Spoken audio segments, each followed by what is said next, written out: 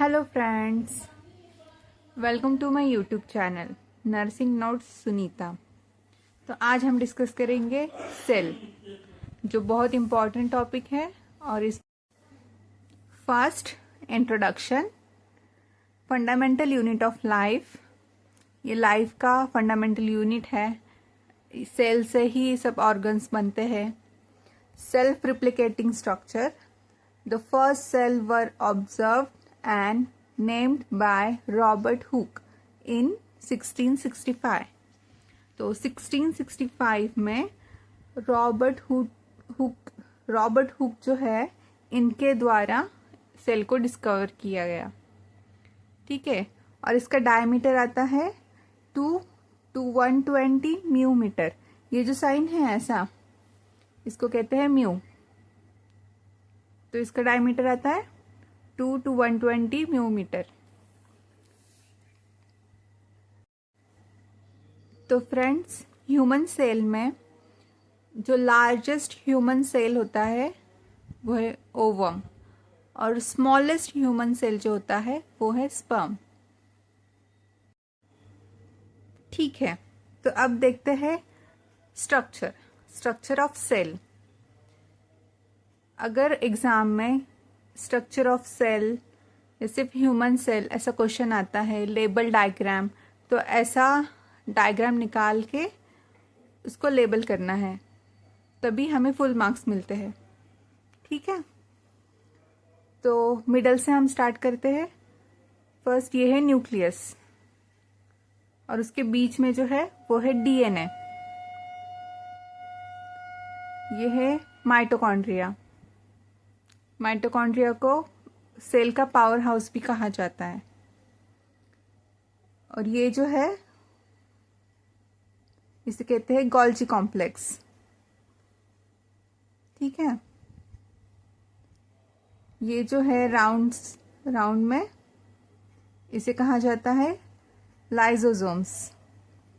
और ये जो न्यूक्लियस के साइड में है, ये थोड़ा सा आड़ा टेढ़ा स्ट्रक्चर बना हुआ है, इसे कहा जाता है एंडोप्लाज्मिक रेटिकुलम। ओके। और इसके बीच में, सेल के बीच में जो फ्लूइड रहता है, उस फ्लूइड को कहते हैं हम साइटोप्लाज्म। ये जेली जैसा फ्लूइड होता है, उसे हम साइटोप्लाज्म कहते हैं। ठीक है। और ये जो दिख रहा है, ये है सेंट्रियोल। और ये आउटर मेम्ब्रेन जो है, इसे हम कहते हैं cell membrane. Okay. Characteristics of human cell. Human cell के कैरेक्टरिस्टिक्स क्या है? It is smallest unit of body. हमारी ह्यूमन बॉडी का सबसे स्मॉलेस्ट यूनिट क्या है? तो वो सेल है। It is building block of the life. मतलब कोई ऑर्गन या पूरा हमारा जो बॉडी स्ट्रक्चर है वो सेल से बना हुआ है। Cell become divided except of neuron cell. Cell divide होते हैं बस न्यूरॉन सेल को छोड़ के। Number of cell 10 to 14 trillions approx. Size of cell 1 to 100 micrometre. इसका जो साइज है वो 1 से 100 माइक्रोमीटर तक हो सकता है। Structural and functional unit of living organism. Okay. Structural and functional unit of living organism. ये लिविंग ऑर्गेनिज्म का स्ट्रक्चर और फंक्शनल यूनिट है, जो लिविंग ऑर्गेनिज्म के लिए बहुत इंपॉर्टेंट है। अब हम देखते हैं cell membrane. Elastic outermost structure of the cell. तो आप देख सकते हैं, ये आउटर मोस्ट लेयर है, इसको कहते हैं cell membrane. Okay. It consist of bilipid layer with embedded protein. First है इंटीग्रल प्रोटीन और सेकंड है पेरिफेरल प्रोटीन। इसका फंक्शन है प्रोटेक्शन। ये आउटर मोस्ट लेयर होता है, इसलिए ये सेल को प्रोटेक्ट करता है। दूसरा है digestion, take food and excrete waste product. जैसे डाइजेशन भी करता है, जो वेस्ट प्रोडक्ट है उसको बाहर निकालने का काम करता है। ओके, अब देखते हैं साइटोप्लाज्म।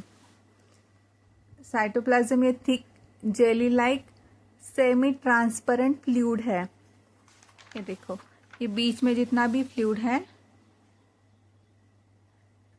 और उसके बीच में ये माइटोकॉन्ड्रिया, लाइसोसोम्स, ये सब है। तो ये जेली लाइक स्ट्रक्चर को हम कहते हैं साइटोप्लाज्म। ओके,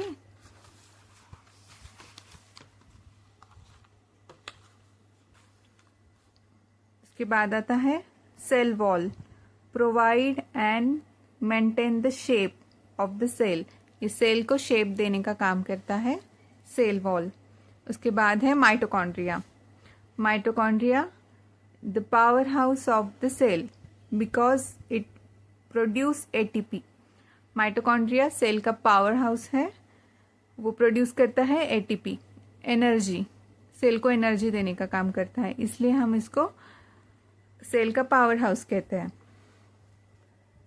उसके बाद है chloroplast, the primary organelle for photosynthesis. Photosynthesis करता है ये, ठीक है। Endoplasmic reticulum, transport system in cell. It plays a primary role in metabolism of carbohydrate. Carbohydrate metabolism में ये मदद करता है। Ribosomes, the protein synthesis of the cell, make protein. Protein बनाने का इम्पॉर्टेंट काम जो ये करता है। Ribosomes, the protein synthesis of the cell, ये प्रोटीन सिंथेसिस करता है। मेक्स प्रोटीन, प्रोटीन बनाता है। Lysosomes, break down old cell parts, help in the cell renewal. Cell को न्यू बनाने का काम करता है, और जो ओल्ड पार्ट्स है सेल के उसको ब्रेक डाउन करता है। Then Golgi bodies, involve in the transportations of material within the cell. ठीक है, ट्रांसपोर्टेशन का ये काम करता है। उसके बाद है vacuole, store food, water and other waste materials in the cell. ठीक है, ये स्टोरेज का काम करता है। उसके बाद है nucleus, control centre of the cell, और न्यूक्लियस में ही डीएनए रहता है। ओके, अब हम देखते हैं फंक्शंस ऑफ द सेल। तो जैसे उसके पार्ट्स हैं उस हिसाब से हम इसके फंक्शंस देखेंगे।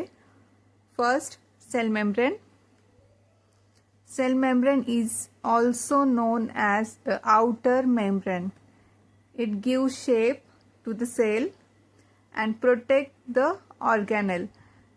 ये सेल को शेप देने का काम करता है, साथ ही में सेल को प्रोटेक्ट भी करता है। ये आउटर मोस्ट कवरेज है, मतलब प्रोटेक्शन का काम करता है। एक्सचेंजेस ऑफ सब्सटेंस, जैसे न्यूट्रिशंस लेना या कुछ वेस्ट प्रोडक्ट है उसको बाहर फेंकना, उसका भी ये काम करता है। ठीक है, सेकेंड हम देखते हैं न्यूक्लियस, मोस्ट प्रोमिनेंट ऑर्गेनेल। देखो ये सेंटर में आता है और मोस्ट प्रोमिनेंट है, हम इजीली देख सकते हैं इसे।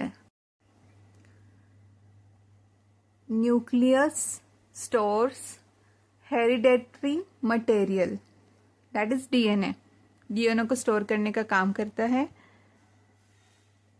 It control and coordinates activity of the cell organelles. जैसे अंदर सेल के जितने भी ऑर्गेनेल्स है, जितने भी पार्ट्स है, उसको कोऑर्डिनेट करने का काम करता है। It is control centre of the protein synthesis and metabolic activity of the cell. जो भी प्रोटीन सिंथेसिस है, मेटाबॉलिक एक्टिविटीज है, उसको भी कंट्रोल करता है। Function of cytoplasm. Cytoplasm is responsible for holding the components of the cell and protects them from damage। तो जैसे हमने देखा था, साइटोप्लाज्म एक जेली जैसा स्ट्रक्चर है जो सब ऑर्गेनेल्स है, जो सेल के अंदर जितने भी पार्ट्स है उसको होल्ड करके रखता है और डैमेज से प्रोटेक्शन भी देता है। अब देखते हैं mitochondria. Production of ATP. ATP बनाने का काम करता है। एटीपी मीन्स एनर्जी, सेल को एनर्जी देने का काम माइटोकॉन्ड्रिया करता है, इसलिए हम इसको powerhouse of the cell कहते हैं। Calcium homeostasis. कैल्शियम होम्योस्टेसिस का काम करता है रेगुलेशन ऑफ ह्यूमिनिटी। ह्यूमिनिटी को रेगुलेट करता है।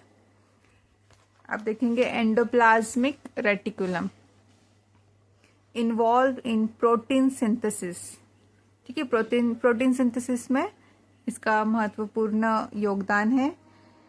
Involve in the synthesis of the lipids.